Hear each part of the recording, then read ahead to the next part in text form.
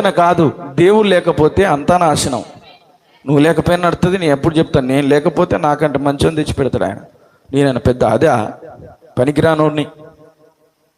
ఎవరు లేకపోయినా ఆయన పని ఆయన చేయించుకుంటాడు. దేవునికి స్తోత్రం కలుగును గాక. ఆమెను చెబుతామా? దేవునికి మహిమ గట్టిగలలో చెబుదాం. కనుక దేవుడు మనకిచ్చిన వరాన్ని ఆయన స్వస్థపరిచి, నేను స్వస్థపరిచినని చెప్పలే.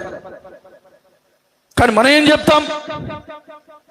నేనే స్వస్థపరిచేసిన, నేనే బాగు చేసిన, అసలు నేను లేకపోతే వాడు లేడు. కానీ ఎక్కడైనా ఆయన ఒక మాట, నేను నిన్ను బాగు చేసిన నేనే అన్నాడా? నీ విశ్వాసం నిన్ను స్వస్థపరిచింది. పో, నీ నమ్మిక చొప్పున జరుగునుగాక. నువ్వు నమ్ముతున్నావు గనక అయింది. పో. ఆమేన్ చెప్దామా?